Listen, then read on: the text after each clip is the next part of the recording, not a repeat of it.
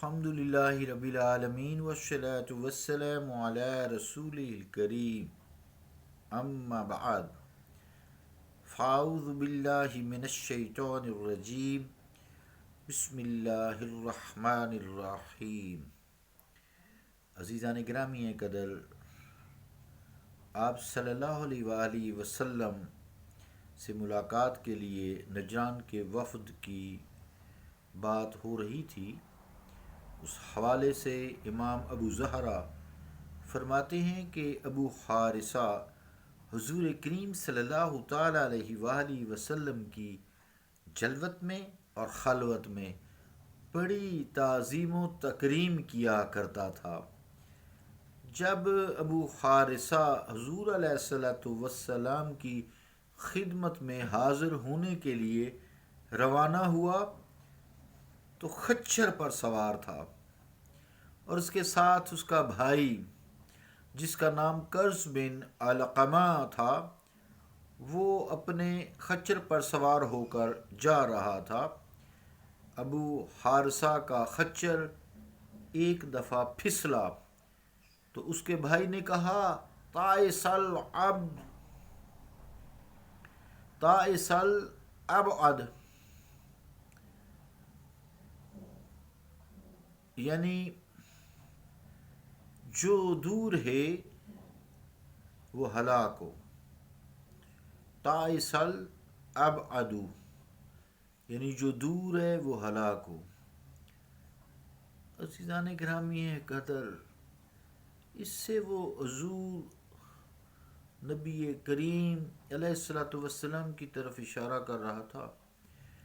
ابو حارثہ نے یہ گستاخانہ جملہ سن کر آپ سے ربط نہ ہو سکا اور کہا، تعست انت، تو ہلاک ہو اور برباد ہو، بخدا یہ ہستی تو اللہ کے نبی ہیں جس کے لیے ہم صدیوں سے چشم برا ہیں۔ عزیزان گرامی قدر، اس کے بھائی نے جب یہ جملہ سنا تو ابو حارثہ کو کہا، بھائی ابو حارثہ، جب ان کے بارے میں تمہارا یہ عقیدہ ہے تو پھر ان کی اطاعت کیوں نہیں قبول کرتے؟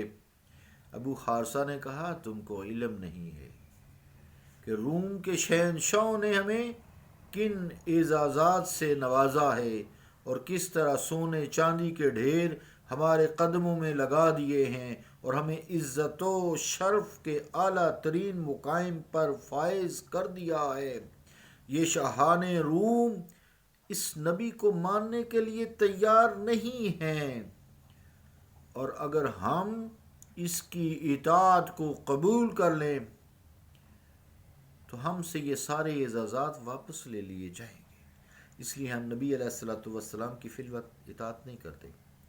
ہمیں سونے اور چاندی کے انباروں سے محروم کر دیا جائے گا، اس کے لیے ہم تیار نہیں۔ قرظ نے اپنے بھائی ابو حارثہ کی جب یہ بات سنی تو اس کے دل میں گھر کر گئی، اور کچھ عرصہ کے بعد حضور علیہ الصلوۃ والسلام کے دست پاک پر اسلام کی بیعت کر لی۔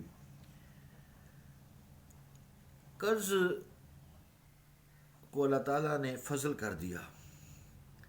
ایک روایت میں ہے کہ نجرانی وفد کے ایک رکن نے کہا، المسیح ابن اللہ، کہ مسیح اللہ تعالیٰ کے بیٹے ہیں کیونکہ ان کا کوئی باپ نہیں۔ دوسرے نے کہا، مسیح خدا ہے کیونکہ انہوں نے مردوں کو زندہ کیا۔ قرآن کریم میں بھی ہے، وَأُحْيِي الْمَوْتَى بِإِذْنِ اللَّهِ، کہ میں مردوں کو زندہ کرتا ہوں اس کے اذن سے۔ غیب کی خبریں بتائیں، لا علاج بیماریوں کو ان کی بیماریوں سے شفا یاب کیا، قرآن نے بھی یہی فرمایا ہے، اور مٹی کے کیچڑ سے پرندہ بنا کر اسے زندہ کر کے محو پرواز کر دیا۔ انی اخلق لکم من الطین کہیئۃ الطیر فانفخ فیہ فیکون طیرا باذن اللہ، قرآن۔ ان کیا کمالات کے باوجود آپ انہیں عابد یعنی بندہ کہتے ہیں؟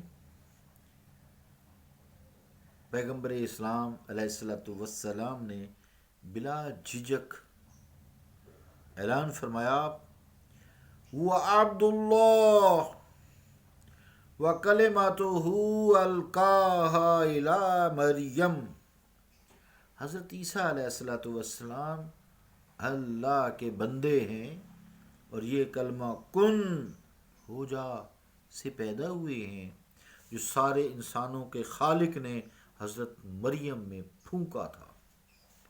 یہ سنتے ہی وہ غصہ سے بھڑک اٹھے، کہنے لگے ہم اس وقت تک راضی نہیں ہوں گے جب تک آپ انہیں خدا نہ کہیں۔ اگر آپ سچے ہیں کہ عیسیٰ علیہ السلام بندے ہیں تو ہمیں کوئی ایسا بندہ دکھائیے جس نے مردوں کو زندہ کیا ہو، مادر زاد اندھے یا کسی کوڑی کو شفا یاب کیا ہو، یا کیچڑ سے پرندہ بنا کر اسے زندہ کر کے ہوا میں اڑا دیا ہو۔ ان کی ان ہرزہ سرائیوں کے جواب میں حضور کریم صلی اللہ تعالیٰ علیہ وآلہ وسلم نے سکوت اختیار فرمایا۔ پھر فوراً جبرائیل امین یہ آیت لے کر حاضر ہوئے۔ اس کو اگلے کلپ میں بیان کرتا ہوں۔ صلی اللہ تعالیٰ علی رسول خیر خلقہ محمد وعلی آلہ وصحبہ اجمعین برحمتک یا ارحم